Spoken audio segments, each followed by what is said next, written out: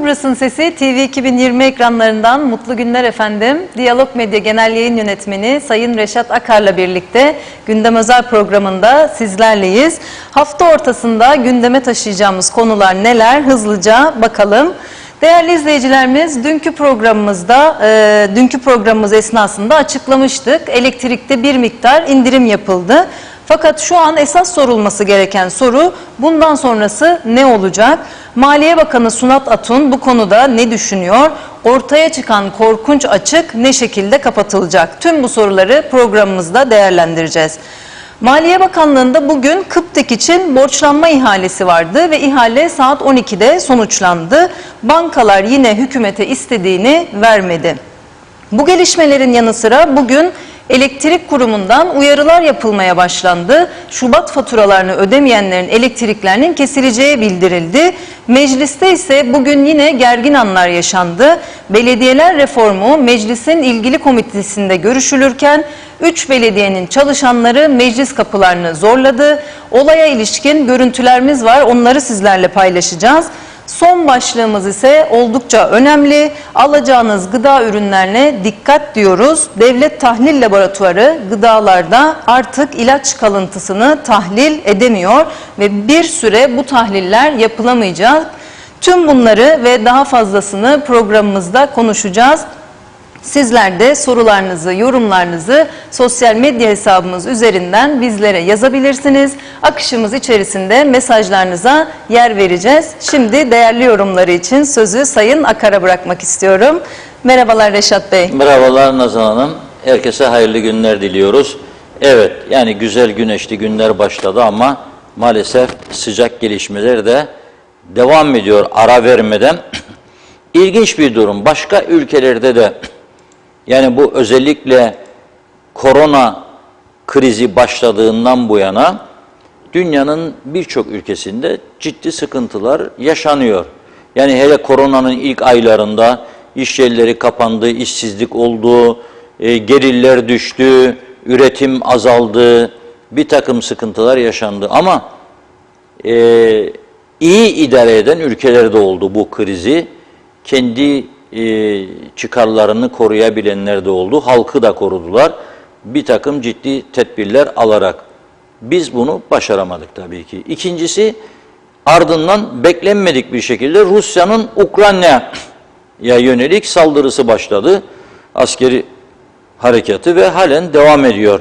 Hiç kimse, hiçbirimiz bir gün Rusya'nın Ukrayna'ya saldıracağını elbette düşünmezdik. Ve bu Ukrayna'ya saldırması yüzünden dünyanın ciddi sıkıntılar yaşayacağını gıda konusunda özellikle hiç hesap edemezdik, hayal edemezdik. Ukrayna'nın öneminin ne olduğunu bu savaş başladıktan sonra öğrendik çoğumuz. Hele biz Türk dünyasında Rus ve Ukrayna dediğinde güzel bayanlar aklımıza gelirdi hep. Başka bir şey düşündüğümüz yok zaten. Güzel bayan falan filan, tamam.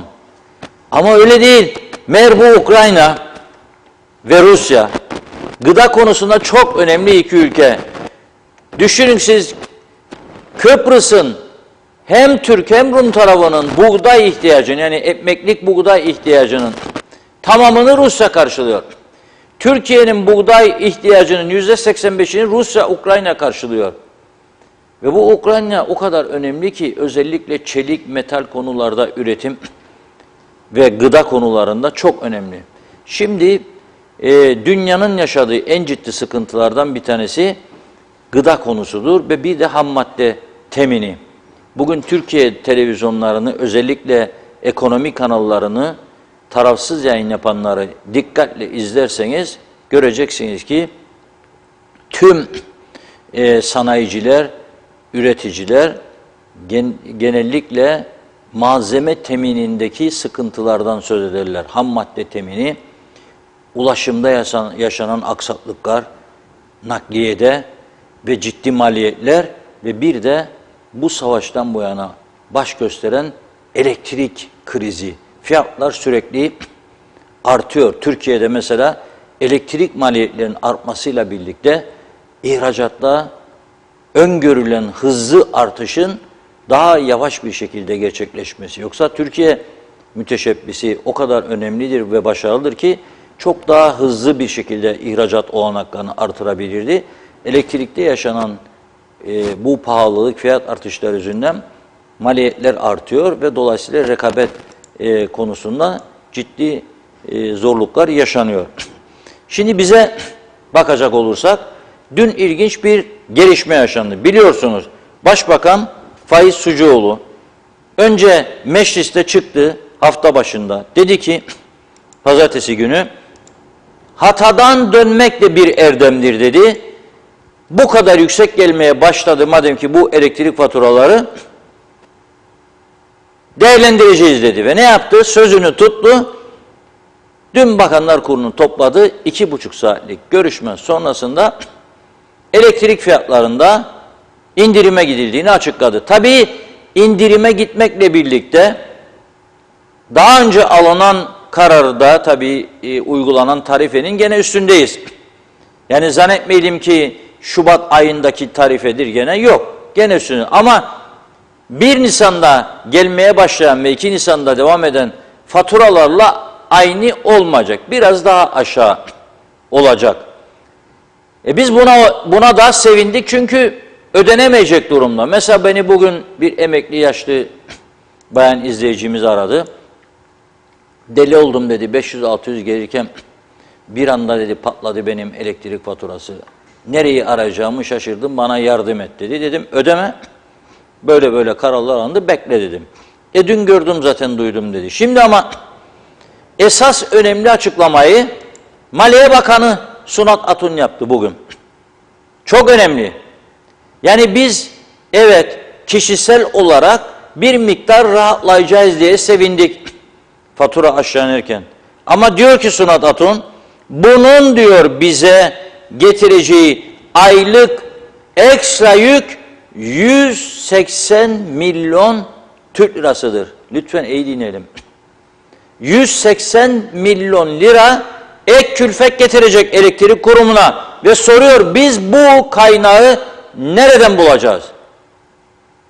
Maliye Bakanı kendi bir yerde bu kararı aldı, hükümetimiz, ben buna uymak zorunda kaldım, Bakanlar Kurulu kararı ve Başbakanımızın kararıdır diyor. Başbakanımız öyle istedi ve Bakanlar Kurulu bu kararı üretti diyor ama bir taraftan da rahatsız olduğunu belirtiyor kamuoyuna. Ben diyor size diyor doğruları söylemek zorundayım diyor.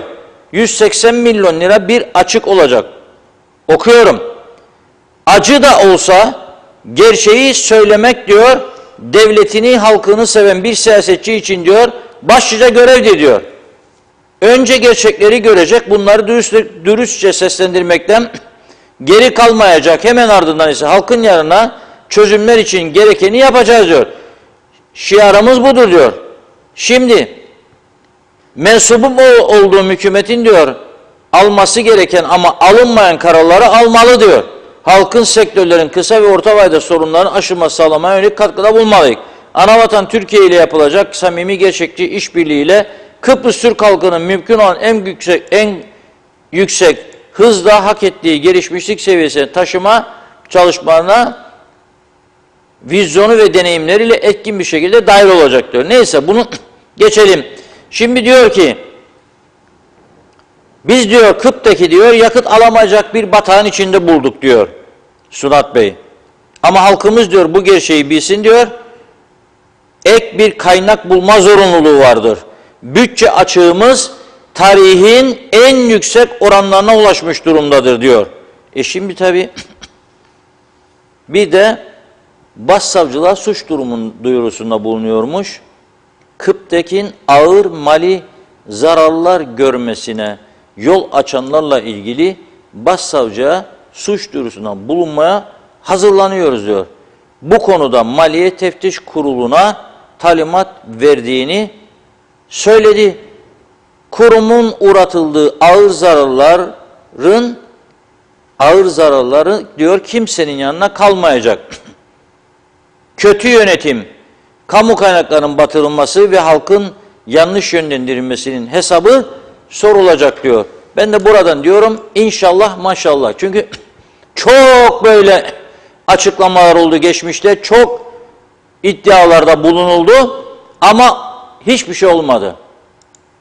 2009 yılından bu yana 13 yıldır 2009 yılında savcılığa, polise suç dosyaları gönderildi.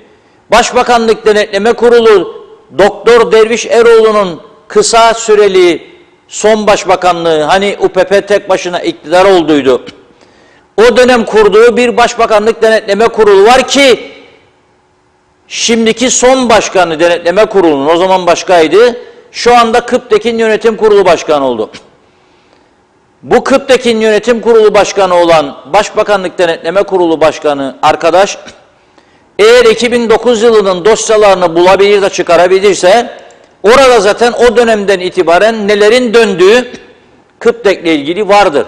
Ama bunlar polise de savcılığa da intikal ettirildiği halde ve bu dosyaların hazırlanabilmesi için çok büyük paralar harcadığı halde devlet, ekipler gönderildi Ankara'ya, İstanbul'a, Avrupa ülkelerine, Danimarka'ya ve raporlar hazırlandı. Büyük emekler, büyük paralar harcandı. Netice sıfır. Ne oldu?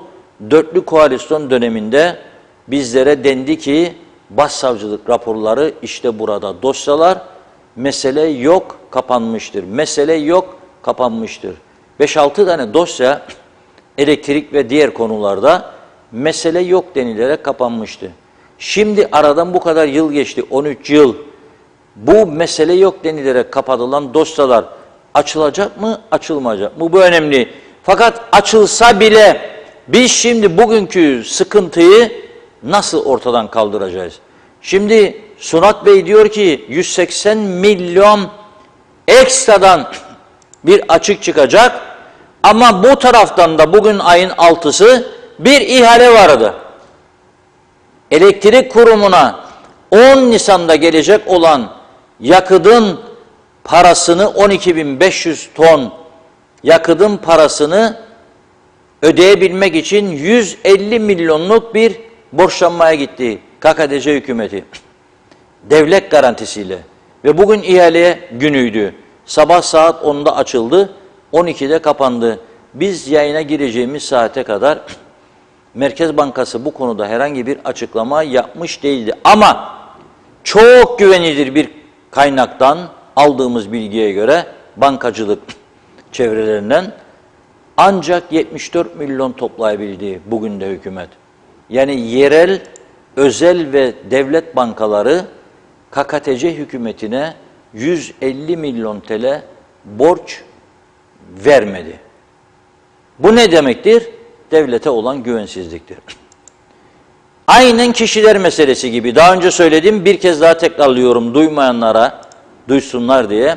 Nasıl bankaya gidiyoruz, 100.000 TL borçlanmak istiyoruz ve bizden ipotek ve kefil ister ve bir de güven duyarsa bize o parayı veriyor. Devlete de aynı durumdadır. Devletin ipoteği nedir? Nedir? Merkez Bankası depolarındaki altın rezervi mi? Yok, yoktur. Nedir? Petrol yatakları, doğalgaz yoktur. Peki nedir devletin verdiği güvence? Bir kağıt parçası. Al bunu diyor, ödeyemezsem ıslat suyunu iç diyor. Bankalar da bunun üzerine vermiyor. Ve bir banka vermiyor ha bu 74 milyonu. Birkaç bankanın toplamı, önerdiklerinin toplamıdır 74. İhtiyaç 150. Şimdi arada bir açık var. Bu açığı nasıl kapatmayı planlıyorlardı biliyor musunuz? Bu aradaki açığı Kıptek eski yönetimi Bakanlar Kurulu'nun aldığı karara dayanarak 1 Nisan'dan itibaren halkın yüksek faturaları ödemesiyle elde edeceğini düşünüyordu. Ama halk isyan edince ve hükümet de geri adım atınca şu anda hiç ödeme yok. Ve bugünden itibaren yapılması gereken çok ivedi bir şekilde aslında dün gece bütün gece çalışıp bugün ilan etmeliydiler. Ey halk, yeni Bakanlar Kurulu kararına göre faturalarınız bugün dağıtılmaya başlanmıştır ve herkese yeni faturalarını gönder. Belki biraz tahsilat yaparsın. Çünkü 4 gün kaldı. 4 gün sonra dibi görülecek gene depoların. Peki biz böyle mi yaşayacağız? Bu soruya bütün Kıbrıs Türk halkının bir cevap araması lazım. Yani bugün de Allah kerimde yarın ne olacak diye bir yere gidemeyeceğimizi anlamış olmamız lazım. Anlamadıysak da anlayalım diyorum. Yani yok, esimesi yok. Bu iş belli, artık gidilecek köyün minareleri görünüyor. Bu elektrik kurumu sürdürülebilir değildir arkadaşlar. Ve hiç kimseden de, siyasilerden cesur bir laf duyamıyorum. Ya bir öneri çıkın ve deyin ki bu elektrik kurumunu bu şekilde sürdüreceğiz. Biz gelirsek iktidara yaparız. Nasıl yapacaksın? İşte sana söylüyorum, yakıt parasını mesela nasıl bulacaksın? Nereden? Devlete güven yok. Bankalar vermiyor kredi. Sen nereden bulacaksın? Rusya savaşta, ondan da istemiyorsun. Avrupa Birliği ambargo koydu. Avrupa Birliği zaten bugüne kadar istememiz gerekenleri bile isteyemedik. Aşı konusunda bile dün söyledim de bazıları bozuldu. Yaptık o konuda da, neyi yaptık? Aşı konusunda bir eylem, bir tek turizmciler, bir gün otelciler falan gitti, sınır kapısında bir eylem yaptılar, o kadar kaldı. Aşı talebinde bile biz hak ettiğimizi alamadık Avrupa Birliği'nden. Bir miktar. Bir tarafa 100 verdiyse bize 1 verdi. Ya 2 verdi. Onun için hak, eğer sana biri vermezse hakkını, sen onu talep etmesini demokratik yollardan bilmelisin. Biz sessizlikle, sakin bir duruşla hakkımızı elde edemedik bugüne kadar. İstemedik. Avrupa Birliği'ni de zorlamadık. Aslında Türkiye'yi de bazı konularda zorlamadık. Proje üretip, buyur ana, bana bunda yardımcı ol demesini de bilemedik. Ve mecbur kaldı Türkiye bizi bypass ederek pandemi hastanesini yaptı. O da Cumhurbaşkanı'nın çağrısı üzerine. Yardımcı ol bana Cumhurbaşkanım diye telefon açtı Sayın Erdoğan'a. Ve o da dedi ki oluyorum. Ve geldiler, 45 günde hastane yaptılar bize. Yani istemesini bilirsek yapılır. Antalya Belediyesi, bugün Büyükşehir Belediyesi, Antalya Büyükşehir Belediyesi yaklaşık 100.000 kişinin elektrik ihtiyacını çöp atıklarından karşılıyor. Çöpleri elektriğe çeviriyor ve veriyor. Bizim burada hiçbir alternatif projemiz yok. Dün gene Türkiye'de üretilen rüzgar enerjisiyle ilgili teknolojiyi aktarmıştım. Türkiye yanı başımızda. Ne rüzgar enerjisini denedik, ne güneş enerjisini önemsedik, ne doğal gazla ilgili üretime geçme konusunda doğru düz plan proje yaptık. Hiçbir şey yapmadan bu tekneciğin eskimiş, çürümüş, zehir saçan jeneratörleriyle bu işi götürmeye çalışıyoruz. Bugün artık dünyada bu çeşit zehirleyici yakıt kullanan ülke hemen hemen kalmadı diyorlar bize. Başınızın çaresine bakın, ortada kalacaksınız diyorlar. Buna rağmen popülizmi tercih ettik. Kıpteke dokandırmam, dokananı yakarım. Onu vermem, bunu etmem. İşte jeneratörler bakılsaydı bu olmazdı. Yedek parçalansa olur, olacak. Bu teknoloji çürüdü, eskidi artık diyor size. Herkes, döndürün başınızı bakın. Yok. Kimse bununla ilgilenmiyor. Güneş en önemli kazancımız. Güneşten elektrik üreterek bugün Kuzey Kıbrıs'ı kurtarmak mümkün. Ama yıllar önce bizlere bu önerildiği halde 2002-2005 gibi o dönemde Almanya Başbakanı gelmişti, eski başbakanı, ve bize bunu önerdi. Dedi ki güzel bir ülkeniz var, her gün güneş var, siz dedi elektriğinizi güneşten üretebilirsiniz. Yardım isterseniz Almanya bu konuda dünya lideridir, size yardımcı olalım dedi.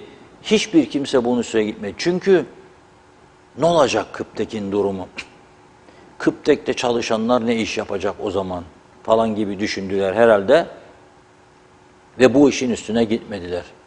Şimdi bugün yaşadıklarımızın sonucu budur. Ben size nereye doğru gittiğimiz konusunda tahminimi öyle üstü kapalı birkaç gündür söylüyorum. Bugün daha net söyleyeyim. Bu bizi güneye bağlı hale götürüyor. Kısa bir süre sonra Güney Kıbrıs'tan elektriğin tamamını isteyecek duruma gelirsek hiç şaşmayalım. Ve bunda bazı çevrelerin dürtülerinin de etkili olduğunu ve daha da etkili olacağını da görelim. Nedir bu çevreler? Şu anda bizim Aksa denen şirkete çok ihtiyacımız var. Çünkü şu anda kullandığımız elektriğin yarısını o veriyor bize. Ama yüksek fiyat verdiği de ama az verdiği özel şirkettir. Hiçbir zaman zarara çalışmaz özel şirket. Enayi değildir. Ama devlet kurumları devlet ödesin der. Devlet zengindir der. Yiyin için vurun, harman savurun, ödeyecek der. Ödemezse yıkarım der. Bütün siyasiler de bu yakarım diyenlere teslim olmuş durumdadırlar. 3 tane 5 tane oy gelecek. Aman. Onun için başımıza gelenler de gelecek olanlar da bunların yüzündendir. Bunu da unutmayın. Kendimiz ettik, kendimiz çekmekteyiz ve çekeceğiz. Benim gözlemlediğim saldırı var bir şekilde, birileri de dürtüyor. Hep bu Aksa bağlılık falan filan. Ne alırsınız? Almayın diyorum ben de. Ve ben Aksa'yı yöneten bir adam olsam durdururum. 1 milyara yakın borç var Aksa'ya. Ne ödemezsiniz 1 milyar borcu? Ne ödemiyorsunuz? Ve buna rağmen size elektrik veriyor. Ben olsam vermem. Vermem. Ayıbı yok bu işin. 7 ülkeye elektrik satan bir şirket, jeneratör üretiminde dünya 3.'sü. Biz onu kovuyoruz. Kovmak ne demektir? Başka alternatif yaratacaksın da olsun. Yani Kıptek mesela yeni teknolojiyle gümbür ihtiyacımızın fazlasını üretir hale gelmesi lazım. Yapabiliyor mu? Hayır. O zaman ikinci ne alternatifin kaldı? Türkiye'den buraya gelsin desen bugün imkanı yok, 2-3 yıldan önce gelemez.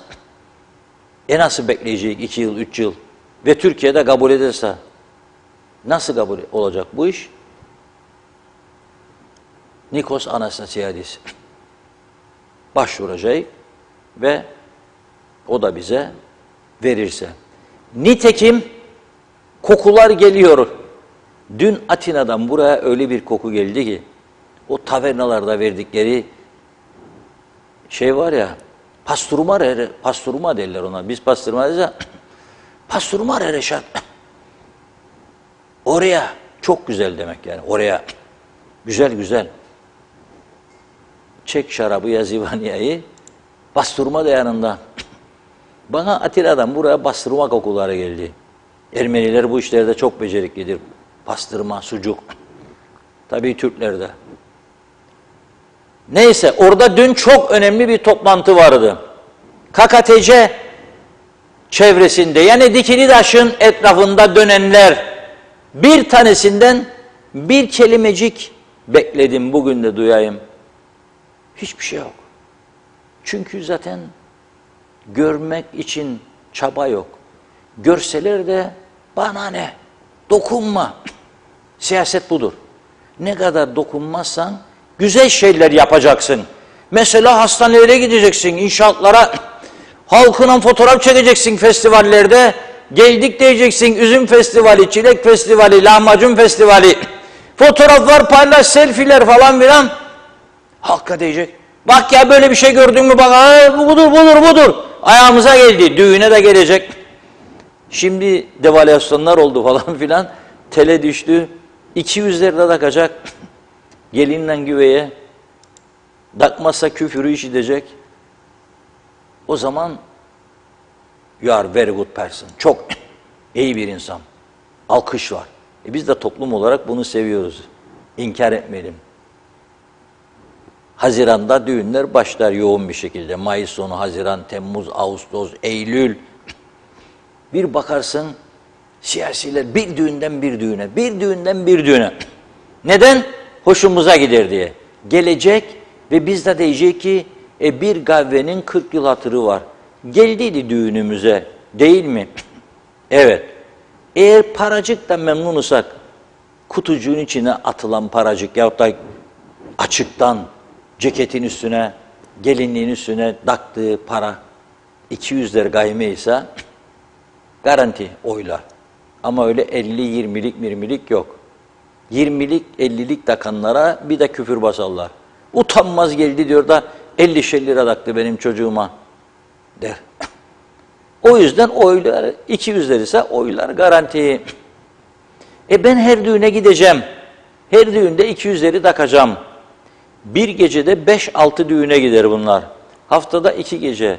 Artık çarşambalar da düğün var. Bazıları pazartesinde açacak. Yani 10 düğüne gitsem 200'lerden 2000 haftada. Bir ayda 8000. Maaşın 1/3 gitti. Ne yapacağım sonra? Ne yapacağım? İhaleleri açıklarken çekmece açık olacak. Kemal Sunal Zübük filmi. Unutmayın, izleyin. İstes atmak için birebir. Ben devamlı izlerim. En az 50 kez izledim, 50 kez daha izlemekten hiç usanmam.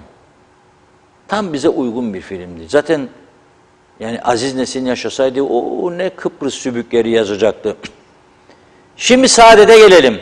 Dün Atina'da çok önemli tarihi bir toplantı vardı. Yunanistan, Güney Kıbrıs ve İsrail Dışişleri Bakanları buluştu. Toplantının ana gündem maddesi son zamanlarda iyileşen İsrail-Türkiye ilişkileri ve bu ilişkilerin bölgeye yansımaları, Doğu Akdeniz'deki gelişmeler, doğalgaz ne olacak? Rus-Ukrayna savaşı yüzünden Rusya'yla ilişkileri kesip Avrupa'yı Doğu Akdeniz gazına bağlamak. Türkiye'nin buradaki rolü ne olacak? Çıkan sonucu söylüyorum size. Açık mesaj üçünden Türkiye'ye. Önce Kıbrıs'ı çöz. Kıbrıs'ı çözersen Doğu Akdeniz'deki ilişkiler seninle Güney Kıbrıs'a dahil hızlı bir şekilde gelişecek. Ama önce Kıbrıs'ı çöz. Mesaj bu. Şimdi bazı böyle kendini çok şahin görenler, çok bizden daha milliyetçi falan vardır mutlaka. İnsanlar değil ki Türkiye taviz vermez bunlara. Taviz maviz meselesi değil. Dengecikler meselesidir dünyada. Türkiye Doğu Akdeniz'de etkin bir rol alabilir. Senin burada 300 tane, 500 tane kendini çok aşırı milliyetçi görenlere göre politika üretmez Türkiye. Üretemez zaten. Öyle bir şey olmaz. Yahut da ne de 300-500 tane katı kesim federasyoncu, illa federasyon böyle olacak diye. Yok. Kendi bölgedeki rolünü öne düşünür, ne çıkarlar elde edecek ve Kıbrıs'a çözüm gelirse ne getirisi olacak, ne götürüsü olacak. Bunu mümkün olan en iyi şekilde nasıl çözebiliriz? Bunlar şu anda gündemdedir. Dün de programın sonuna bırakmıştım. Rum Dışişleri Bakanı Gasulidis'in Atina'daki bu üçlü toplantı öncesinde bir açıklaması vardı. Diyordu ki Gasulidis, güven yaratıcı önlemler paketini geri çekmedik. Tam tersi ileri götürüyoruz. Ve Amerika Dışişleri Bakan Yardımcısı Nuland'ın ziyareti var. Yarın da Cumhurbaşkanımızla görüşmesi olacak. Kuzeye de geçecek yani. Amerika tek taraflı yapmıyor. Dün de Atina'daydı. Amerika Dışişleri Bakan Yardımcısı Kıbrıs'la ilgili rolü ona verdiler. Kıbrıs sorunun çözümüyle ilgili Doğu Akdeniz gelişmeleri ona verdiler bu rolü Amerikan hükümeti. Şimdi dün bu üçlünün görüşmesi devam ederken Nuland Atina'da baskın yapmış. Baskın ziyaret. Oo demişler. Çok güzel. Cesaretlendirmiş onları. Çok güzel gelişmeler olacak. Kıbrıs, Doğu Akdeniz bölgesinde. Tabii biz bunları dediğim gibi devlet düzeyinde pek incelemiyoruz, okumuyoruz. Siyasi partiler nezdinde de. Çünkü mesela ben şimdi konuştuğumda da bazı insanlar diyebilir, bana ne ya Yunanistan'da. Genelde bizim kültürde büyük bir kısım böyledir. Durdu bana masal okur şimdi Yunanistan'a. Bana ne? Bana patates soğan fiyatını söyle yahu der. Ama onunla olmaz.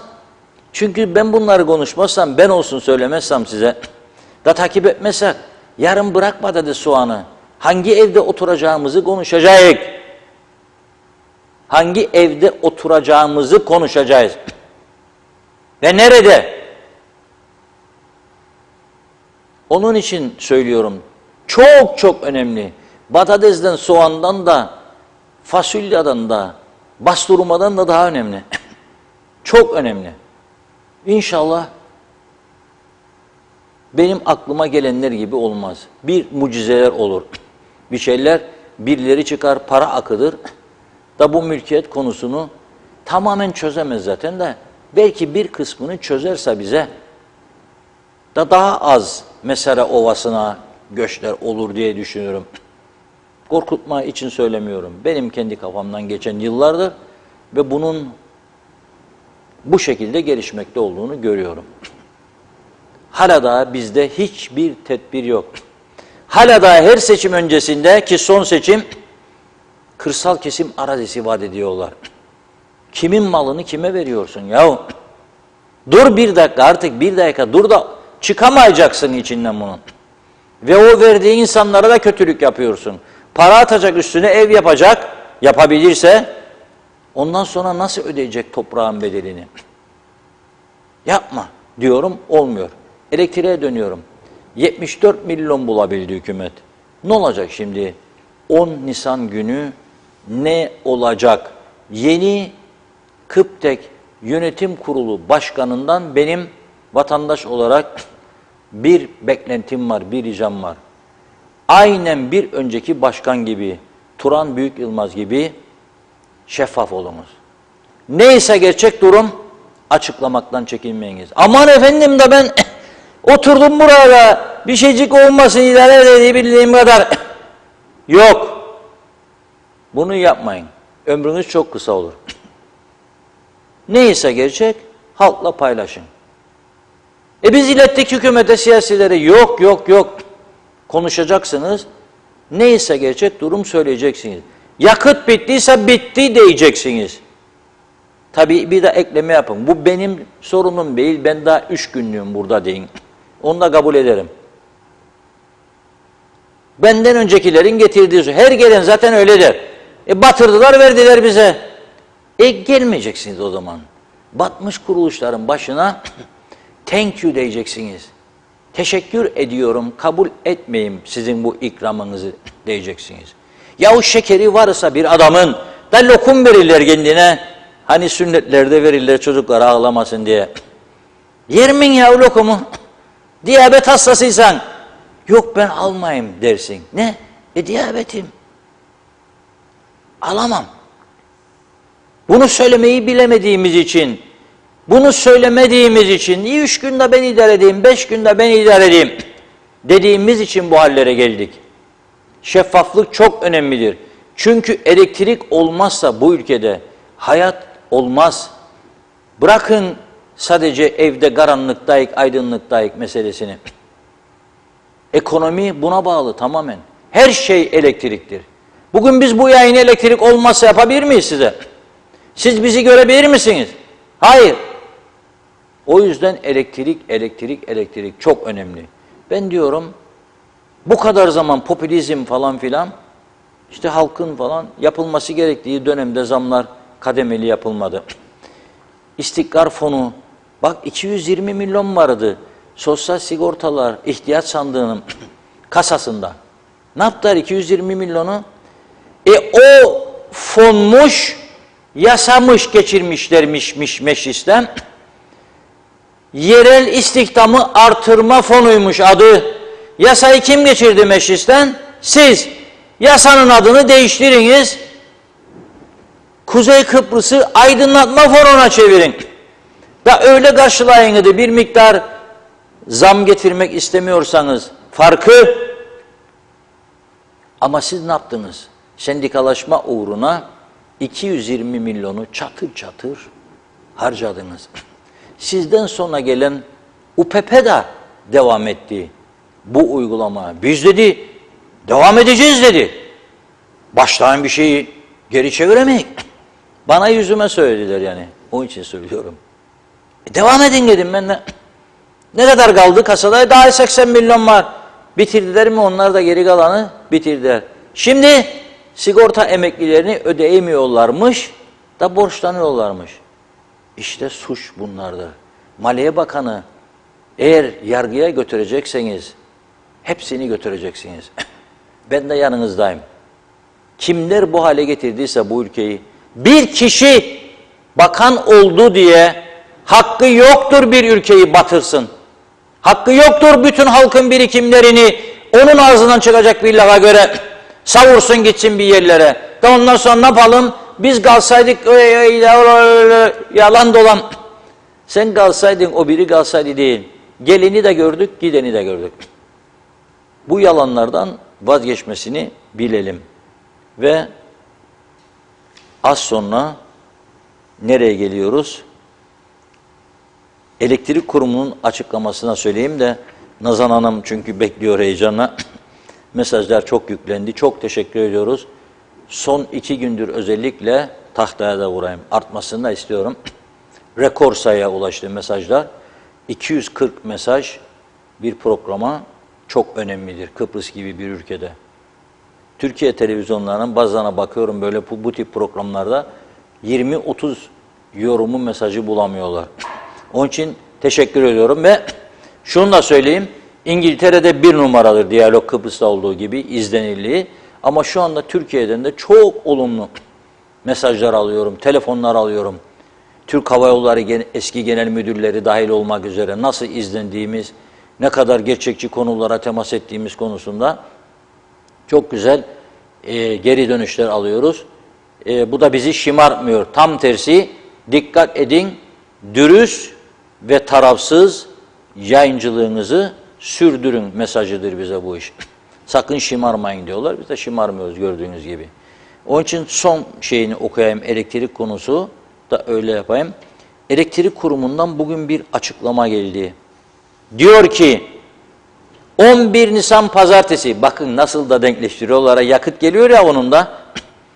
Rüzgar var, müzgar var diyerek bizi 2 günde öyle oylayacaklar. Gemi fırtına yüzünden. Var mı fırtına görüyor musunuz? Dışarıda yoktur. Ama denizde vardır diyecekler bize. Fırtınadan dolayı Antalya'ya sığındı. Gecikmeler oluyor. Kesintileri 1 saat yerine 2-3 saat olabilir. 11'inde diyorlar Şubat faturalarını ödediniz. 675 liranın üzerinde ödenmemiş faturaların varsa diyor resmi kuruluşta olsa, özel de olsa kesecek elektriğini diyorlar. 11 Nisan Pazartesi günü. Tam da geminin geldiği gün. Para istiyor çünkü. Bak ne diyor bakan 180 milyon açığım olacak diyor. Her ay. Nereden bulup verecek? Çok zor. Gerçekten başarı sağlamak kolay bir iş değil ama bir de şu mesaj alıyorum ben. Yani demek istiyor ki zordayık, yeni zamlar falan bir şeyler olacak. Bir takım şeylere demek istiyor. Evet Nazan Hanım başlayalım mı mesajlardan?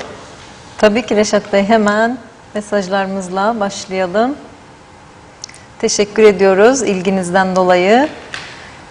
İlk mesaj olarak Mehmet Akın Bey'in mesajıyla başlayalım. Kamuda çalışanlara 1 ay maaş vermesinler, kendileri de dahil en tepeden en aşağıya 1 ay maaş almasınlar diyor. Tülay Önal, faturasını ödeyenler ne olacak Reşat Bey diye sormuş. Onu dünkü programımızda da belirtmiştik. Faturasını ödeyenler bir sonraki ayın faturasında mahsuplaşma yapılacak. Bu şekilde çözüm üretilecek. Cengiz Boyacı, iyi yayınlar güzel insanlar demiş. Teşekkür ediyoruz Cengiz Bey. Hasan Nihat Erduran, ambargosuz normal ticari iklimi, ortamı bilen yok. Statükoyu herkes normal kabul eder oldu maalesef. Böyle ekonomi olmaz diyor. Erol Topçu hayırlı yayınlar dilemiş. Engin Sedat Tözün, iyi akşamlar. Avrupa Birliği'nden gelen aşıları Sayın Akıncı getirdi diye Sayın Tatar'ın neler yaptığını unutmadık. İstemeyiz diyordu Sayın Dışişleri Bakanı ile birlikte demiş. Mete Arsu, devlet işverene prim vereceğine niye halka teşvik primi vererek güneş enerjisine geçmemize yardım etmiyor diye sormuş. Ordulu Bahittin, sevgili Nazan Hanım ve Reşat Bey, sizlere hayırlı yayınlar diliyorum. İyi ki varsınız. Tüm kalbimle her daim sizlerle birlikte olduğumu bilmenizi isterim. Çok kötü günlerden geçiyoruz ama yine de umudumuzu korumaya devam edelim. Herkese iyi akşamlar dilemiş. Teşekkür ediyoruz. Cihan Köroğlu iyi yayınlar diliyor. Halkın mutlu olacağı tek bir haber yok, olmayacak da diyor. Hasan Nihat Erduran, kanser nedeni fosil yakıtlardır, bitti artık diyor. Türkiye veya İsrail ile enterkonekt olmadan bu çile bitmez. Yeşil enerjiye geçilecek, ada yeşil ada olacak, mecburuz diyor. Erol Köse, derhal solar enerji ekipmanlarının fon ve KDV'sini, gümrüğünü sıfıra çekmeliler. Hatta devlet en ucuz nereden bulursa oradan vatandaşına temin ettirmelidir ki millet kurtulsun diyor. İsmet Sancar hayırlı yayınlar, harikasınız demiş. Teşekkür ediyoruz. Mehmet Kurtulmuş iyi yayınlar diliyor. Kıbrıs Türk'ünü Rum'a muhtaç eden zihniyete yazıklar olsun diyor. Zeka Uçer iyi akşamlar, iyi yayınlar demiş. Londra'dan bize selamlarını iletiyor. Teşekkür ediyoruz. Bizler de Londra'ya sevgilerimizi iletiyoruz. Doğan Falyalı iyi yayınlar, gelen vurdu, giden vurdu diyor. Hep darbeyi yıllar yıllar boyunca asgari ücretli yedi. Buna çare bulmak gerek. Geçmişten bugüne yenilen hak iade edilsin diyor.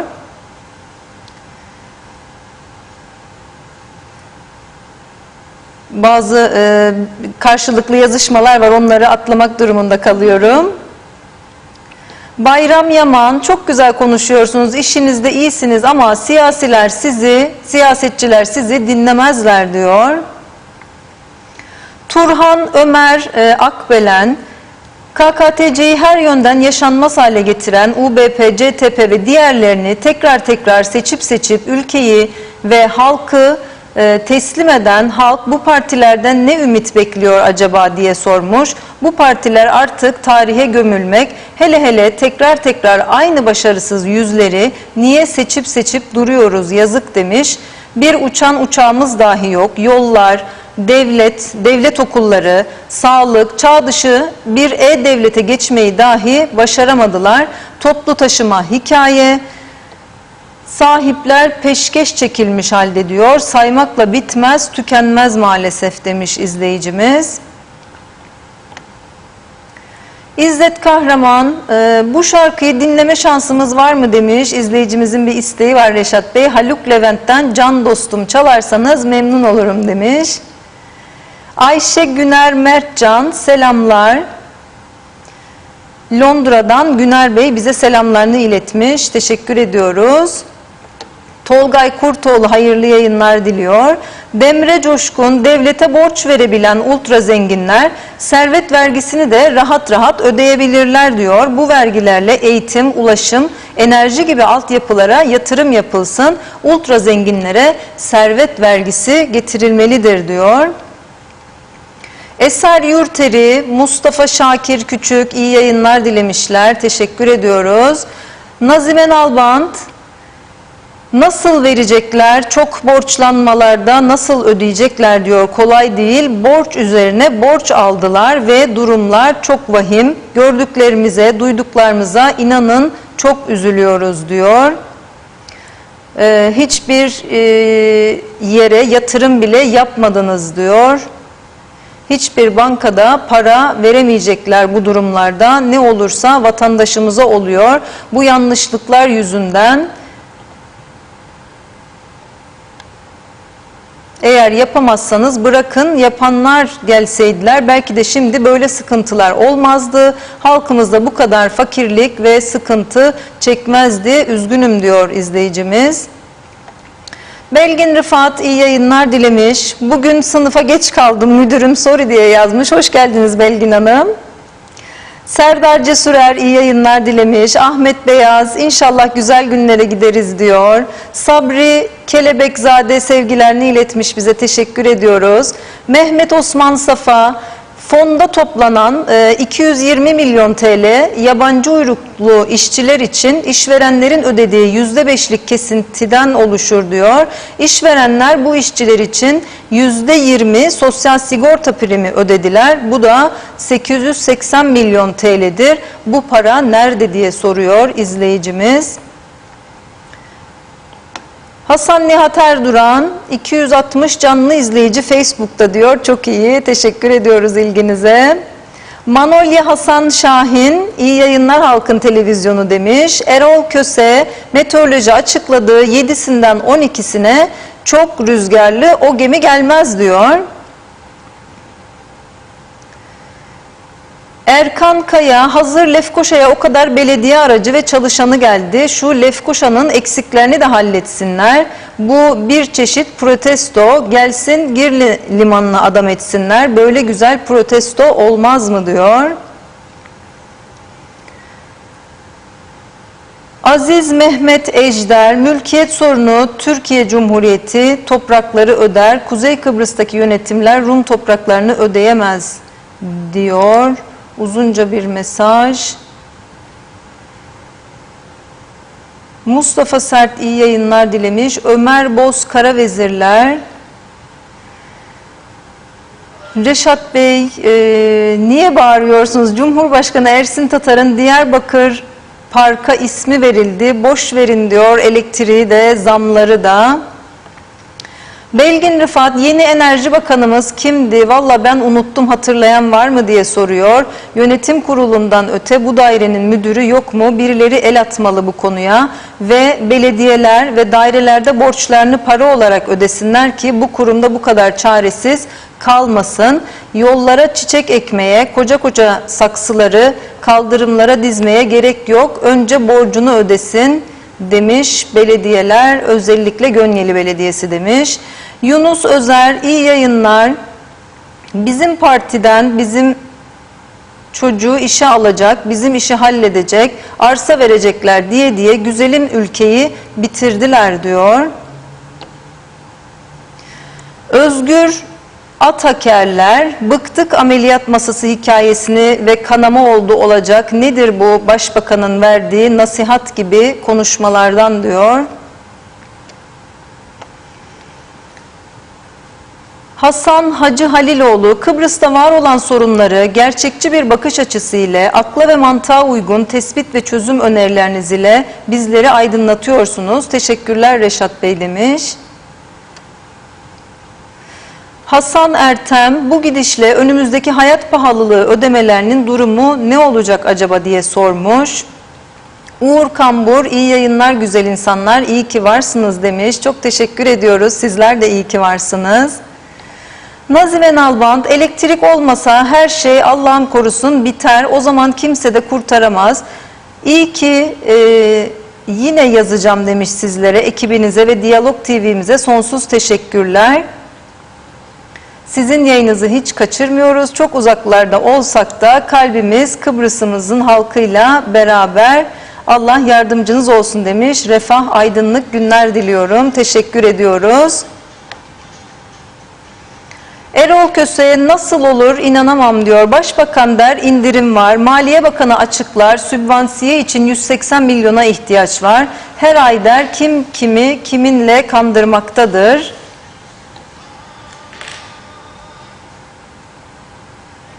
Ve mesajlar devam ediyor Reşat Bey. Devam edeyim mi yoksa siz? Birkaç tane daha okuyayım da. Tamam. Şükriye Özgen Gaziantep'ten izliyor bizi. Selamlarını iletmiş. Teşekkür ediyoruz. Fikret İpekçioğlu, gençler bakanlardan bekledikleri cevapları alamadılar. Kıbrıs üzerinden büyük oyunlar oynanıyor. Bekleyin görün diyor.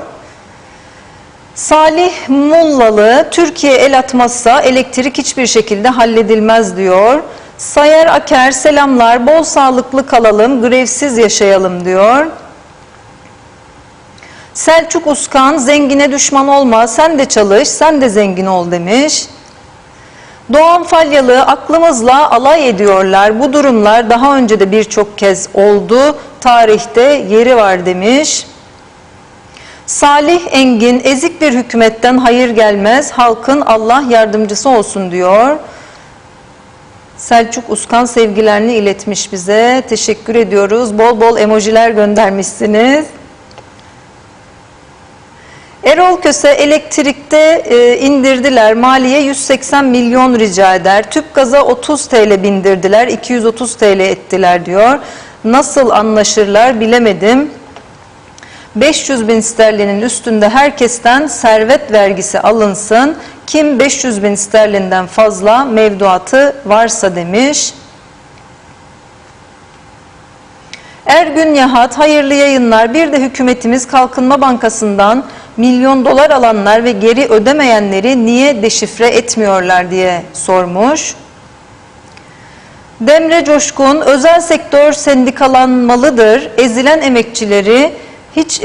emekçilerin hiçbir savunanı yoktur diyor. Tema Yavaş, iyi yayınlar. Yağmurlu Londra'dan selamlar diyor. Biz de Londra'ya selamlarımızı iletiyoruz. Ya Yağmurlar, biz de Londra'ya gitmeyi düşünüyorduk. Havalar güzelleşti diye. Nasıl olacak, gene erteleyeceğiz. Evet. Ara verelim mi yoksa devam mı? Buyurun Çok Neşat mu var? Bey. İkinci bölümde devam ederiz mesajlarımıza. Özelden çok mesaj geliyor. Özelden yetiştiremiyorum. Çok özür dilerim. Yani hem Messenger'den hem WhatsApp'tan yağıyor. Teşekkür ediyorum ama hepsini okuyup cevaplamam mümkün değil. Genelde şikayetler nedir biliyor musunuz? Dün bir taraftan bu müjdeyi verirken Sayın Başbakan, yani program akışında verdik. 15 civarı, 17 civarı, 16.30'da yayınımız başlıyor, 17 civarı canlı verdik.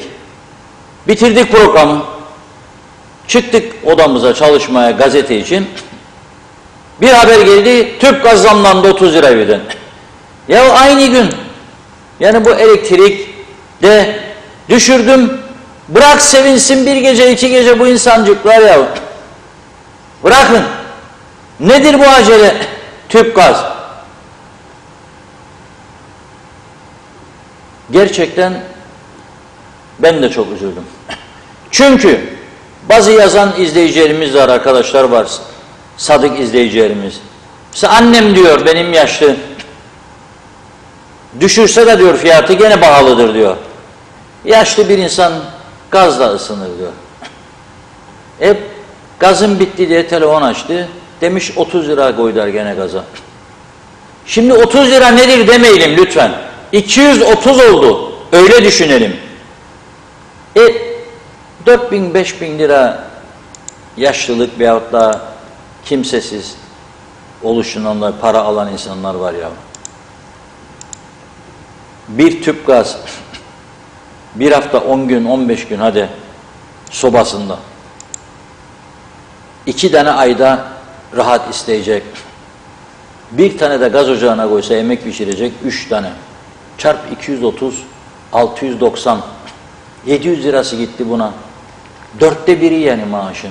Elektrik, belediye ne yiyecek ne içecek bu insanlar?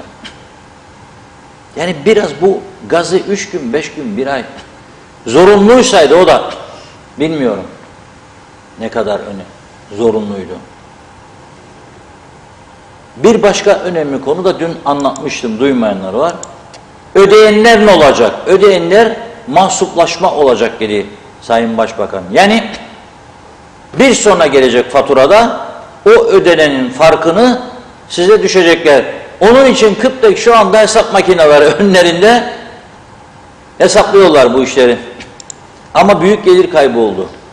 Önceden bu işi yapmazdan önce düşünüp de fiyatları daha normal kabul edilebilir bir zam miktarı koysalardı, Kıptek 10 Nisan'a kadar bu parayı toplayacaktı. Şimdi bundan dolayı darmadağın oldu hesaplar, kitaplar.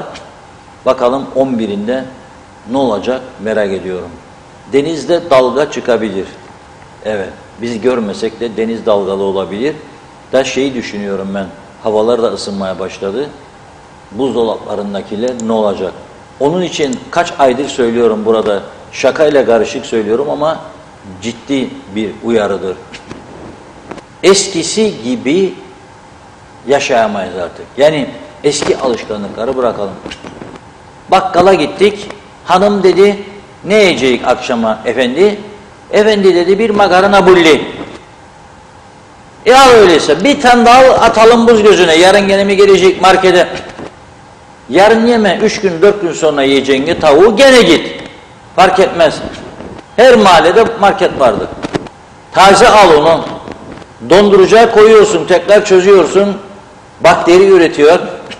Hele geç kaldıysan suyun altına koyup çözüyorsun. Hiç tavsiye etmiyor sağlıkçılar. Bunu dikkat etmek lazım.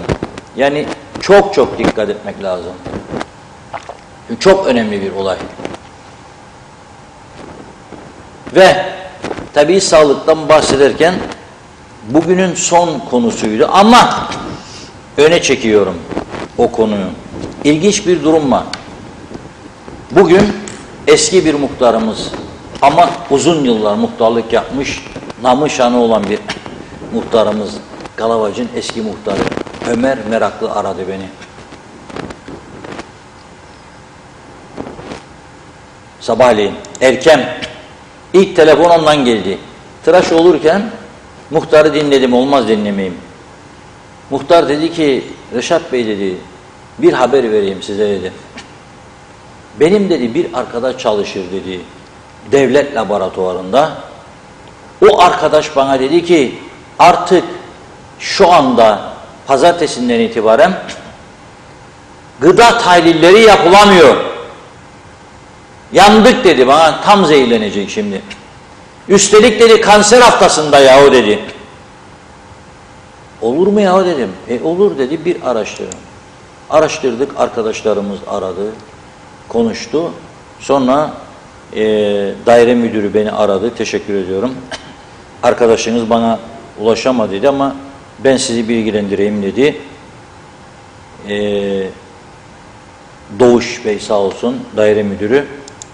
Şöyle diyor, biz diyor 7 Mart tarihinde 3 ayrı şirkete ihaleyi verdik. Neyin ihalesi? 3 ayrı şirkete ham madde ihtiyacımızla ilgili ihaleyi verdik diyor. Ve bu ihaleyi alan 3 firma en fazla diyor normalde bize 15 gün içinde siparişlerimiz gelirdi. Hadi diyor maksimum 1 ay. Biz 7 Mart'ta verdik. Şimdi bugün 6 Nisan. Diyor ki Mayıs'ta gelecekmiş. Neden? Bize bu ham maddeyi temin eden firmalar, yani ihaleyi kazanan firmalar demişler ki dünyada büyük bir kriz var bu savaş yüzünden. Ham madde temininde zorlanıyoruz. Aynı zamanda nakliye işinde zorlanıyoruz. İstediğiniz zaman da artık nakliye aracı bulamıyorsunuz. O yüzden size sevkiyatımız 7 Mayıs ayı içerisinde gerçekleşecek. O tarihe kadar devlet tahlil laboratuvarı, hani haftalık analiz yaparlar ya, ıspanakta, ne bileyim işte lahanada, domateste, salatalıkta pestisit kalıntısı nedir? Ve bizleri aydınlatırlardı. Bir süre bu yapılamayacak. Doğrudur diyor duyduğumuz haber. Ama bu diyor bu durumdan kaynaklandı. Dolayısıyla buradan bütün üretici kardeşlerimize bir çağrı yapıyorum. Sizin de çocuklarınıza ilaç kullanımına aman dikkat. Kanser patlaması yaşanıyor bu ülkede. Artık çok üzülüyoruz duyduklarımıza. Aman dikkat, aman dikkat, aman dikkat. Bazıları bana diyor ki, üreticiler, ama kullanmazsak da olmaz. Niçin? Sinekler, böcekler falan filan. Tamam, o zaman tam bilgi alacaksınız. İlacı kullandıktan kaç gün sonra o mahsulü pazara sürebilirsiniz? Bugün kullandım, yarın sürme. Çünkü bazı ilaçlar var, 15 gün en az süre istiyor. Yeterince sorunlar yaşıyoruz zaten. Yeterince teknecilikten çıkan zehirleri soluyoruz. Arabaların egzozlarından sözde egzoz emisyon numaraları var. Yalan dolan hiç kimse yaptırmıyor. Zehirler çıkıyor. Adam vites değiştirirken görüyorum gara gara dumanlar. Kontrol yok. Ne olacak? Onun o aracına bakmıyor diye ben zehirleneceğim, çocuklar zehirleneceksin. 3. Mahalle aralarında her yerde inşaat atıkları var. Belediyeler bu konuda birçoğu sınıfta kalmış durumda. Çaresizlik mesajları veriyorlar bize. Hiç kabul etmiyorum, yalan dolan. Adam evinde mesela bir ekstra oda yapacak, ya kümes yapacak, ya bilmem ne yapacak, ya duvar çekecek. Getiriyor bir kamyon kum, bir kamyon çakıl, bitiriyor işi, bitenden sonra kalan kalıyor. Kalsın oracıkta da belki gene lüzum olur. 15 sene sonra, 20 sene sonra rüzgar esiyor, o kum, o toprak penceresi açık komşu evlerin içine giriyor. Ya yolda yürürken biz yürüyüş yapmaya çıkıyoruz mesela, soluyoruz onu. Uçuyor topraklar yüzümüzden aşağı. Yıkanıyoruz ya resmen. Duruyor orada. Yok mu bunun bir cezası? Kaldırsan da kes cezayı. Vardır da öyledir de böyledir de. Hep mazaret be kardeşim. Hep mazaret, hep mazaret. Hep yalan dolana dayalı bir siyaset. Yönetim anlayışı. Çünkü bu işi beceren adamları getirmiyoruz oraya. Bu işi becerebilecek adamları getiriyor. Çoğu belediyeciliği göreve geldikten sonra öğreniyor. Yaparım mı Mustafa bu işi? Yaparım. Bu sevilen adamdır ya, bunu getirelim adayda. Bizim parti kazansın diyorlar. Tamam da sonrası, söylüyorum topraklar, söylüyorum kanalizasyon atıkları, dışkılar. Komşu diyor ki, yaptın ama sen diyor, kanalizasyon bağlantısı. Evet mecburuk değil miyik diyorum. Yok, yasada mecburiyet yok. Belediye çekiyor ana hattı, sana da diyor ki, evinden ana hatta kadar, yani kaç metre, 30 metre, 40 metre, 50 metre, kazacaksın da boruyu sen çekeceksin. Senin tuvaletlerden çıkan pis su borularını bağlayacaksın şebekeye. Hala Lefkoşa'da inanır mısınız? En az %35'i bağlı değil. Adam diyor ki, benim diyor biraz eniştir, böyle diyor, meyillidir diyor evim. Benden diyor akanlar gider aşağı doğru. Kime gider? Komşuna gider. Yapma bunu ya. Senin dışkıların benim evin toprağın üstüne çıktı. Sonra da sahte sözler. Yasemin kokulu Kıbrıs'ımı arıyorum. Bırakmadık be kardeşim. Bütün dünya kanalizasyona döndü. Biz hala daha o beguyularıyla yaşıyoruz. Bir tane siyasi partiyi gösterin bana, bunun üstünde duran ve düzelden. Bir siyasi parti gösterin, alnından öpeceğim o partinin başkanı. Çok konuştuk bunları. Çok konuştuk. Ama yok. Bu vatanseverlik mi ya? Bu insanseverlik mi? Halkçılık mı bu? İnsanlık mı bu? Adalet mi bu ya, soruyorum size. Sen yapacaksın evin duvarını, da bırakacaksın bana kumu toprağı orada, da ben devamlı çimento atıkları, o çimento rüzgardan uçacak gelecek evden içeri, küçük bebecikler bununla büyüyecek. Hep kanser. Her şey kanser. Bu ülkede her şey kanser. Her şey kanserdir. Bir taraftan da domatesime, biberimi atarsan, küçücük çocuklar da yiyor, biz de yiyoruz bu domatesi, biberi. Yazık günahtır ya. Yazık günah. Şimdi hele tahlil yapılamıyor diye, aman diyorum, elinizi vicdanınıza koyunuz. 3 kuruş daha fazla kazanacaksınız diye erken toplamayın ürünleri, atıp da ilacı ertesi gün. Açıp da ertesi gün. Bir de bakıyorum çok mesajlar, domates bu kadar, salatalık bu kadar. Ya ben kışta salatalık yemiyorum. Yemeyin, bir şey olmazsınız. Salatalık, domates yazın zepsesidir. Şimdi nedir? Maruldur. Nedir? Brokolidir. Sarma lahanasıdır. Karnabahardır. Kerevizdir. Bu kadar kalın kök kereviz de görürseniz yemeyin. Kesin ilaç vardır. Ben çok denedim geçmişte. Birkaç tane bahçede ekeyim diye bahçeli evde oturduğum zaman. Olmaz. Ne kadar iyi bakarsan bak, hayvan gübresi koyarak, su vererek olmaz. Şu kadarcık bir kök ancak. Yani bakın, Baş parmağım kalınlığında veya biraz daha kalın. Olmaz. Bu kadar, inek başı kadar kereviz kökü olmaz. Olmaz, kesinlikle olmaz yani. Vardır ilaç. Dikkat etmek lazım. O yüzden üreticilere de bu çağrımı yapayım ve sizleri bir yere sanatçımızın az önce gönderdiği başka bir şarkı vardı. Ama çok güzel, eski, güzel bir şarkıydı. Nostaljik, romantik bir durumda. Elektrikler kesilmesin tabii. Hiç arzu etmiyorum. Ama yarın kesilirse o saatte yayınlarım size. Böyle hele hele evli çiftler mum ışığında daha güzel olur. Dans da edebilirler ha. Neticede evli olunca veya arkadaş olunca dans ederken karanlık bahanesiyle çarpışma olsa da no problem. Neticede ya eşiniz ya arkadaşınızdır. Karanlığa bahane bir çarpışma da olur. Çok güzel olur. Onu yarına bırakıyorum. O yerli sanatçımızın gönderdiği şarkıyı sizlere hediye ediyorum buradan. İzleyelim.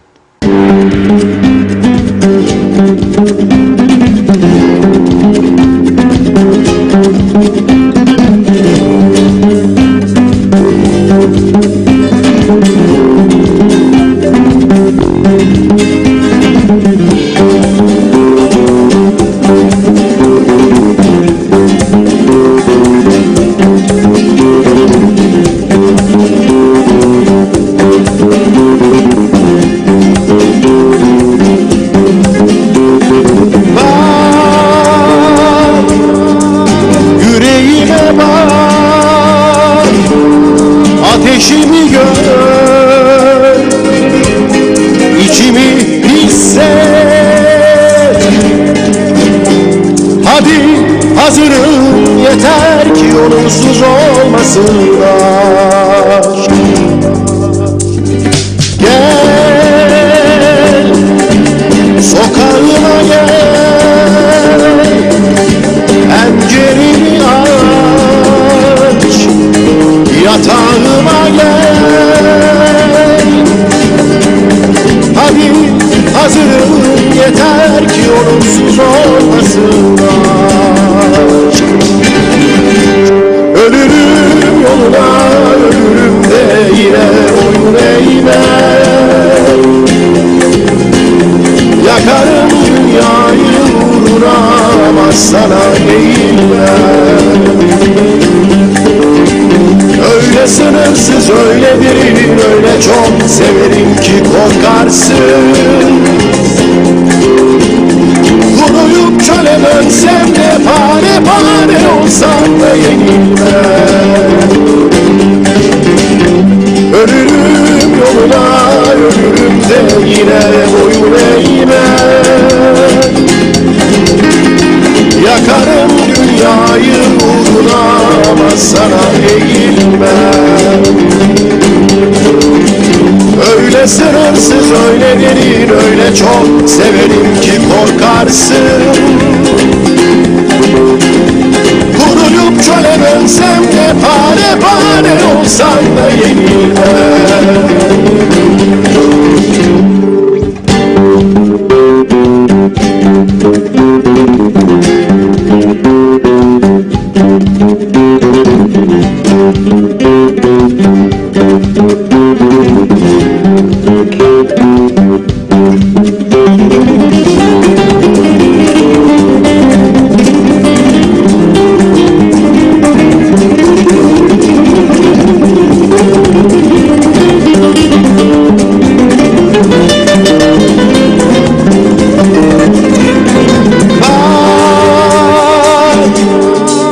Yüreğime bak, ateşimi gör, içimi hisset. Hadi hazırım, yeter ki onsuz olmasın aşk. Gel, sokağıma gel, pencereni aç, yatağıma gel.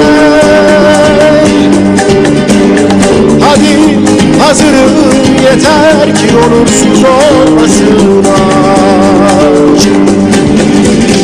Ölürüm yoluna, ölürüm de yine boyun eğmem.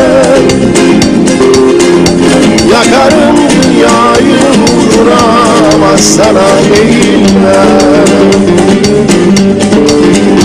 Öyle sınırsız, öyle derin, öyle çok severim ki korkarsın. Kuruyup köle dönsem de pare pare olsam da yenilmem. Ölürüm yoluna, ölürüm de yine boyun eğmem. Yakarım dünyayı uğruna ama sana eğilmem.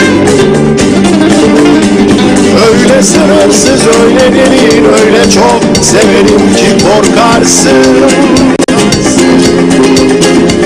Kuruyup çöle dönsem de pare pare olsam da yenilmem.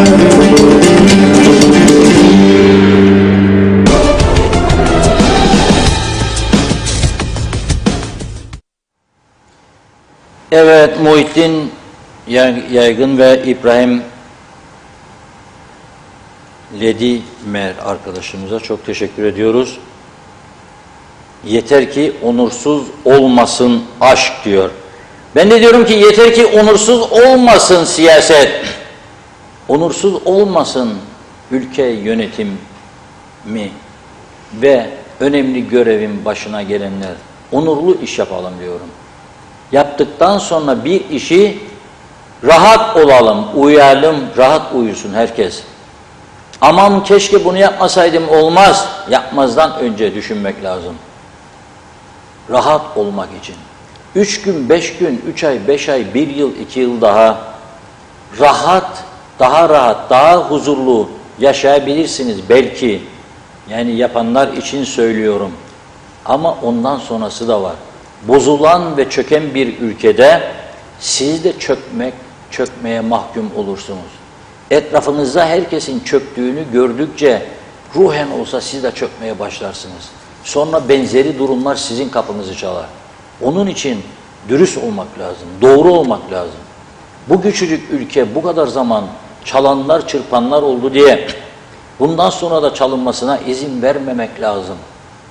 Ben iddia ediyorum ki dürüst bir yönetim 2 yılda bu ülkeyi düzlüğe çıkarır. Harada imkan vardır her şeye rağmen. Her şeye rağmen. Ama cesaretli olmak lazım. 3 tane, 5 tane oy geleceğiydi de gelmeyeceğiydi de birileri bana sosyal medyada bağırdı da sövdüydü de falan yoktur böyle bir şey. Zaten sövme olmaması lazım. Eğer cesaret olsa zaten sövmeyi yasaklamaları lazım. Eleştiri başka bir şeydir. Sövmek, küfür etmek başka bir şeydir. Çok farklı iki nokta. Evet, şimdi diyorum ki bugün çok önemli bir eylem vardı Lefkoşa'da. Neydi bu? 3 belediye çalışanlarının eylemi. Mecliste komite bugün belediyeler referandum yasa tasarısını görüşecekti ki görüşmeye başladı.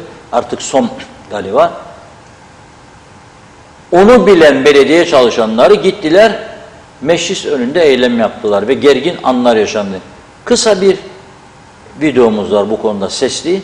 Arkadaşlarımız bugün diyalog ekibi oradaydı. Bunu sizlere yansıtalım. Üzücü görüntüler tabii. Çünkü insanlar çok gerildi. İzleyelim sonra konuşalım.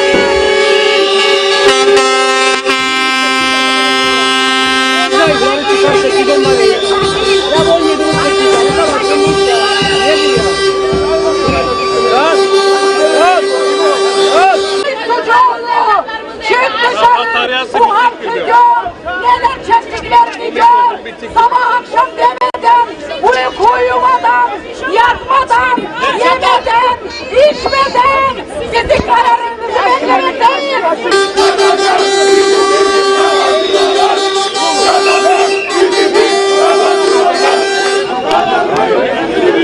Takip edemezsen Mehmet Özgür.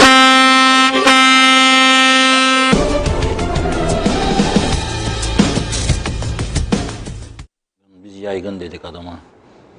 Evet, çok teşekkür ediyoruz. Bu görüntüleri gidip orada bu zorlu eylemi görüntüleyen arkadaşlarımıza, kameraman arkadaşlarımıza, muhabirlerimize, olay yerinden bizlere bunları kaydedip getirdiler. Tabii polis de üzülüyor bu duruma. Meclisi korumak için bugün çok özel takviye yaptılar. Biz yollarda daha çok denetim yapacak polis istiyoruz ama polis hangi bir yere bölünecek? Her tarafta olay var, eylem var. Çok ciddi pis hareketler de var ülkede. Hangi birine yönelecek? Hele bugün bir haber vardı Diyalog Gazetesi'nde. İnanılmaz. Az sonra onu gündeme getireceğim. Şimdi belediyeler referandumu yapılmalı mıydı? Bana çok soran oldu. Evet, yapılmalıydı. Ama seçime 2 ay kala gerekli uzlaşıyı sağlamadan bu işin olmayacağı da veya zor olacağı da belliydi. Hükümet şimdi bunda ısrarlı olabilir ama çok gerilim yaşanacak, ben öyle görüyorum. Çünkü hiç kimse alıştığı bir düzenin bozulmasını istemez. Bu kural. Mesela düşünün siz, bir evde oturuyorsunuz, 20 yıl oturduğunuz 30 yıl bir ev, size biraz daha iyisini önerseler bile, yok dersiniz, 30 yıldır alıştım evciğime çıkmam. Öyledir bu. Kolay kolay insan oturduğu yeri bırakmaz, alışkanlıkları terk etmez. Ve bizim Kıbrıslı Türklerin en büyük özelliklerinden biri de bu konuda 1989 yılında 82 yılında özür dilerim yapılmış çok kapsamlı kamuoyu araştırmaları var.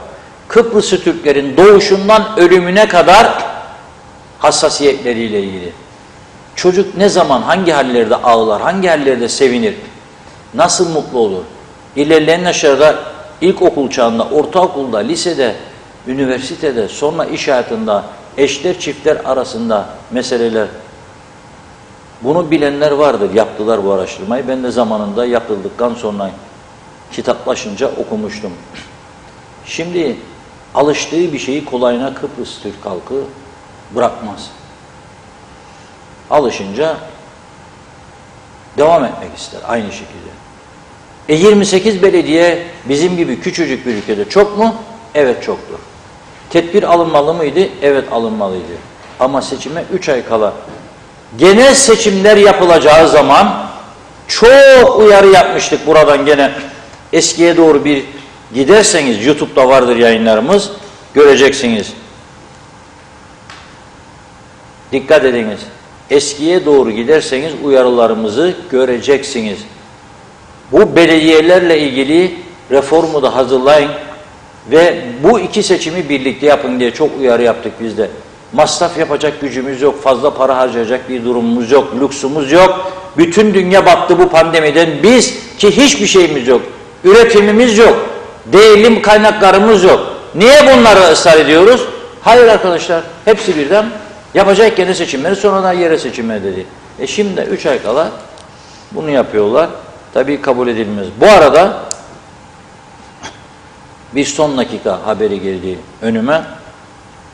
Belediye başkanları bugün bir komite toplantısı vardı biliyorsunuz.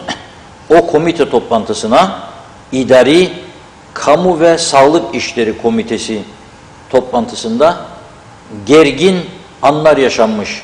Saat 15-20 sıralarında başlayan komitede belediye başkanları az önce toplantıyı terk ederek süresiz grev kararı almışlar. Belediye çalışanlarının meclis önündeki bekleyişi de sürüyor. Yarından itibaren BES yani Belediye Emekçileri Sendikası ve DEV işinde ülke çapında genel grevleri başlıyor. Allah sonumuzu hayır eylesin diyorum. Çünkü az önce kanser nedenlerini sıralarken çevre kirliliğinin ne kadar önemli olduğuna vurgu yapmıştım. Yarından sonra çöplerin toplanmadığını düşünelim ve Lefkoşa'nın o geçmişte Cemal Buludoğullar döneminde yaşadığı o eylemleri düşünelim. Bütün sokaklar çöp olmuştu ve kokudan geçilmiyordu. Herkes hastalıkla yüzleşmişti. Şimdi daha beteri bütün adada söz konusu olabilir. Aman diyorum, dikkat, dikkat, dikkat. Uzlaşı için bütün yollar denenmelidir. Bütün yollar. Ne yapalım, yapmayacak, bu referandumu böyle kalacak. O zaman da protokolü imzalayamayacak, para alamayacak, doğru. Ama bir uzlaşı ne dedi size ana muhalefet lideri de? Tasarıyı dedi, çekiniz meclisten, geliniz bir uzlaşıya varalım. Ortak bir uzlaşıya varalım. Bence uzlaşı yolu en önemlisi. Biz de adımızı neden diyalog koyduk? Çatışma kültürü yerine konuşarak uzlaşma kültürü. Diyalog yoluyla uzlaşı. O yüzden buradan tüm ilgili taraflara ben de bir mesaj veriyorum. Uzlaşı yolunu denemek doğru olandır. Ama yarın genel grevler başlıyor. Bunu bizim durdurma gücümüz yok. Yarından itibaren yeni ve farklı olaylara hazırlıklı olmalıyız. Çünkü gergindir insanlar. Çünkü bir iddiaya göre çalışanların geleceği belirsizdir. Düşünün, siz adama diyorsunuz ki sen 3 ay sonra işsiz kalabilirsin veya 6 ay sonra veya 1 yıl sonra. O da tabii ki tepkisini ortaya koyacak. İşsizlik, parasızlık güzel bir şey değildir. Ve öte taraftan da memur arıyorlarmış bazı yerlere hala eksiklik var diye. Ama bu taraftan yıllardır çağrı yapıyoruz. Fazla olan yerlerden adam alınız. Mesela Lefkoşa Belediyesi maaş ödeyemez durumdayken benim yüzlerce kez çağrım var.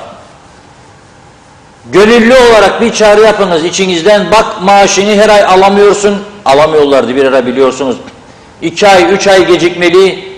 Bu sıkıntıdan kurtulmak isteyenlerden fiziki durumu iyi, sağlık raporu tamam, karakteri temiz, sicili temiz insanları hizmet içi eğitimden geçerek polis yapınız. Maaş garanti ve ihtiyaç alanı. Yapmadılar. Çünkü onlar dedi ki biz en iyisini biliyoruz yahu. Neden geldik buraya? Bu halk bizi seçti. Başkasını dinleyelim de. Yok. En iyisini biz bilik, biz yapacak. Yapılanların sonucu ortada. Bugün size reform da yaptırmazlar. Bu hale getirdiniz ülkeyi diye söylüyorum. Son mesajları okuyalım. Lütfen Nazan Hanım. En son bir ufacık konumuz var. Onunla noktalayacağız ama çok önemli bir konudur. Nazan Hanım'ın sonra onu konuşacağız. Evet, hemen mesajlarımıza kaldığımız yerden devam ediyoruz. Belgin Rıfat, güneş ve yağmur aynı anda diyor. Reşat Bey, gelin burada yapalım bir canlı yayını. Siz, ben, Mehmet, Nazime Hanım çıkar bir açık oturum programı, Londra'dan görünen Kıbrıs manzarası diye gönlünden geçenleri belirtmiş. Teşekkür ediyoruz Belgin Hanım. Nazime Nalbant, Londra'da yağmurdan ve rüzgardan dolayı televizyonda yayın gitti. Sizleri internetten görüyorum diyor. İyi akşamlar dilemiş bize. Teşekkür ediyoruz. Öncelikle büyük iş yerleri elektrik faturalarını ödesinler. Zaten ne olursa vatandaşımıza oluyor. Allah'ın beterinden saklasın diyor Nazime Hanım. Cengiz Boyacı, elektrik tüketimini kısıtladım, gaza döndüm. Ancak gaz da kurtarmadı. Isınmaya, duş almaya ve sıcak su kullanmaya. Yani kaçış yok hiçbir şekilde diyor. Denedim, olmadı. Sevilay Paytoncular, tüp 300 olacaktı. Devlet demiş 300 eklesinler, sonra hallederiz. Hayri Köreken, asgari ücretin altında emekli maaşı alıyorum. Özel bir sağlık kuruluşundan ambulans şoförü olarak emekli oldum diyor. Ali Rıza Kavaz, kolay gelsin sizlere demiş, teşekkür ediyoruz. Havva Rozagi, iyi yayınlar diliyorum. Yağmurlu bir Londra'dan ne kadar da uzakta olsak gözümüz kulağımız sevdiklerimizle sizlerle demiş, teşekkür ediyoruz. Ali Rıza Kavaz, yağmur bize de yağsa diye gönlünden geçirmiş. Tema Yavaş, Londra'da yağmur bitmez, biz seni Londra'ya bekliyoruz Reşat Bey diye davetlerini yineliyorlar Reşat Bey. İsmail Kızılşahin, ne geldiyse başımıza partizanlık yüzünden geldi diyor. Aslan Oral, kolay gelsin, iyi yayınlar dilemiş. Murat Bahar Akargöl, iyi yayınlar diliyor, kolaylıklar diliyor, bize teşekkür ediyoruz. Mehmet İnancı, hoş vakitler değerli dostlarım, mutlu, hayırlı, sağlıklı yayınlar sizlere demiş. Ve İngiltere'de inşaat yapıyorlar, bir çakıl taşı dahi kimsenin başına düşmez, çok ciddi önlemler alıyor inşaat sektörü diye eklemiş Mehmet Bey. Ve bize çiçekler, 10 numaralar göndermiş, güzel emojiler için de teşekkür ediyoruz. Belgin Rıfat, süper değerli müzisyenlerimiz var, tebrikler demiş. Mustafa Ersoy da harikasınız Muhittin Bey diye müzisyenlerimizle ilgili yorumunu iletmiş, teşekkür ediyoruz. Mehmet İnancı, bugün çeşitli haberler izledim. Gelmiş geçmiş tüm hükümetler hırsızdır. Çünkü halkın, gençliğin ve torunlarımızın geleceklerini çalmış, güzel hayallerini söndürmüşlerdir. Kimse kusura bakmasın diyor. Tüm hükümetler 47 yıldır umutları söndürmüştür, çalmıştır diyor izleyicimiz. Yaşar Aracı, belediyelerin kapatılmasıyla ilgili referandum yapsınlar, niye korkuyorlar, halk ne derse o olsun diye yazmış. Mehmet İnancı, Sayın Akar'ın hükümetlere tavsiyeleri ülke için veli nimettir, herkes gözünü açsın ve iyi dinlesin, ben söylediklerinin altına kocaman imzamı atarım diyor. Belgin Rıfat, bizim politikacılarımız ne zaman çalışır, ya televizyonda, ya dijital kanallarda, ya yollarda, ya da laylaylom işlerle uğraşırlar diyor. 2 gün, tam gün bile meclise gitmiyorlar. Bakanlar bakanlıklarında kaç saat geçirir ki hizmet yapsın? Müdür ve müşavirler oradan oraya atanmaktan iş yapamaz. 15 gün tebrikler, 15 gün teşekkürler. Ne zaman gerçekten iş yapıyorlar ya da ülkenin çıkarlarını düşünüp uğraşıyorlar? Şart mı Bakanlar Kurulu olsun da toplansınlar diyor. Aslan Oral, ne olacak halimiz diye sormuş. Müfit Hüseyin, Dikmen'deki suyu, tarihimizi, hayat suyunu kim patlattı? Değirmenlik'teki belediye başkanı bilir diye belirtmiş.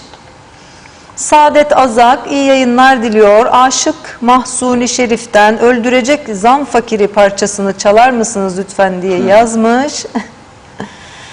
Nazime Nalbant, böyle olursa kimse yeşillik alıp yiyemeyecek, kontrolsüz olan yiyecekler sağlığımıza zararlı olur diyor. Bir an önce bu sorunu çözsünler. Şimdi tatile gelmek isteyenler de bu sorunları duyunca Kıbrıs'a gitmemeyi düşünecekler diyor. Yazık, inşallah bunu olsun tez zamanda yapsınlar. İnsanlarımızın bu kadar hayatları ucuz olmasın, yapmasınlar lütfen diyor. Mehmet İnancı, Titanik gibi batırdılar, şimdi de mum gibi eriyorlar diyor. Sahte milliyetçiler öyle bir şey. Ve son olarak Ali Çeliker'in mesajını görüyorum. Kolay gelsin demiş ama durumlar kötü diyor. Evet, teşekkür ediyoruz. Güzel mesajlarınız, ilginizden dolayı eksik olmayın. İyi ki varsınız diyoruz. Evet Reşat Bey. Evet, çok çok teşekkür ediyoruz. Mesaj patlaması yaşanıyor. Okumak tabii kolay değil bu mesajları. Nazan Hanım'a da teşekkür ediyorum. Şimdi bazı haberler vardır bizim için, gazeteciler için. O haberleri yayınlarken de yani üzüntü, büyük üzüntü duyuyoruz. Özet bu. Yahu ayıp be falan diyoruz.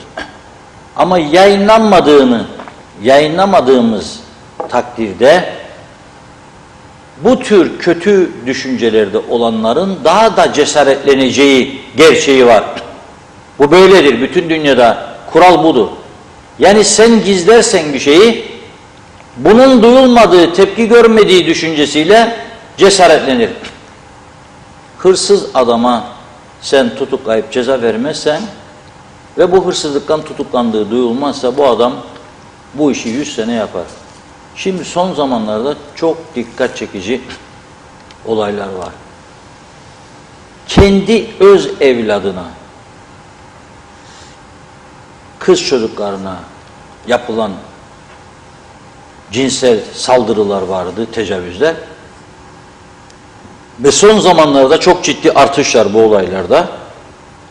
Şimdi kendi öz çocuğuna, oğluna, üstelik arkadaşıyla birlikte cinsel tecavüz iddiaları var ortada. Bugün Diyalog Gazetesi'nde bu haber var. Mahkemeye çıkarılıyorlar. Mahkeme tutanaklarından yazılıyor her şey. Yani atmasyon, tutmasyon yok. Zaten mahkeme de muhabirlere bir şart koşuyor. Konuşulanları tam ve eksiksiz yazacaksınız. Anlaşılması gerçek şeyden çıkmasın diye. Yanlış anlaşılmaya yol açmasın diye. Onun için mecburdurlar. Ve bazen mahkemede ağır bir söz kullanırsa o söz de giriyor. Girmek zorunda. Koymadığınız zaman anlamı değişebilir diye. Ben bunları görünce tabii ki şu soruyu sorarım. Bu kadar mı değişti ya bu ülke? O yüzden anneler ve babalar, abiler, ablalar, özellikle küçük çocuklarınıza sahip çıkınız. Küçük çocuklarınıza. Bunlar karı koca ayrılmış veya ayrılma aşamasında ayrı yaşıyorlar. Arada bir çocuklar babada, arada bir anada. Baba bir erkek arkadaşıyla birlikte erkek olan iki çocuğuna tecavüz suçlamasından tutuklu şu anda. Ve o arkadaşı da. Ayıp be. Bu kadar da rezalet olmaz. Bu kadar değişti. Onun için ne yapalım işte, herkes yaptı da o da yaptı da bak ne güzel çocuklar alıştı. Anne de ayrı, baba da ayrı. Bu sahte düşüncelerden kurtulun. Çok tehlikeli. Çok tehlikeli. İleride vicdan azabı çekersiniz. Çok vicdan azabı. Çocuklarınızla ilgileneceksiniz arkadaş. Yaptıysan çocuk, onunla ilgileneceksin. Bu senin görevindir. Sakın bırakmayın. Hele şimdi havalar ısınıyor. Kapının önünde çocuk oynar, sen evde yemek pişiriyorum. Bir baktın çocuk yok. Geçen hafta oldu bu olay. Nerede? Almışlar çocukları, iki kız çocuğunu götürmüş. Gelin demiş size, salıncaklar var burada, çocuk bahçesi. Alıyor başka bir okulun çocuk bahçesine götürüyor ve orada pislik yapıyor iki kız çocuğuna. Küçük 6-7 yaşlarında bunlar. Onun için yemeğin çocuklarından daha önemli değildir hanım. Çocuklar gözünün önünde olacak. Ama oynamak hakları olabilir. Gözünün önünde, senin huzurunda oynasın. Çok değişti bu ülke. Dikkat ediniz, çok değişti. Bu kadar çok uyuşturucu patlaması yaşanıyor bu ülkede ki polis bunlarla uğraşması gerekirken neyle uğraşıyor? Meclis önünde 200 tane polis, eylemciler girmesin içeri diye. Neden? Çünkü düzeni öyle yarattık. Ben gitmesin demiyorum oraya. Gitsin ve korusun tabii ama yani bu olaylar olmasa diyorum, uzlaşı kültürü egemen olsa ve bu eylemlere gerek duyulmasa polisin yapacağı çok iş var. Polise düşen çok görev var. Uyuşturucu başta, trafik korkunç, hırsızlık, soygun patlama noktasında, tecavüzler patlama noktasında. O yüzden bu konulara biraz daha hassasiyet gösterelim diyorum. Ve bugünlük bu kadar. Yarın inşallah maşallah diyeceğim daha güzel haberler ama genel grev olacak. Bakalım neler göreceğiz. Sakin olalım. Grev, eylem haktır ama bu hakkı iyi kullanalım diyorum. Mesaj yerine gitsin tabii ki ama gerilimden uzak duralım diyorum. Evet Nazan Hanım. Evet değerli izleyicilerimiz, bugünlük Gündem Özel'in sonuna geldik. Bizden sonra ana haber bültenini izleyebilirsiniz. Yarın yine Kıbrıs'ın en çok izlenen haber programı Gündem Özel'de buluşmak dileğiyle. Mutlu akşamlar efendim.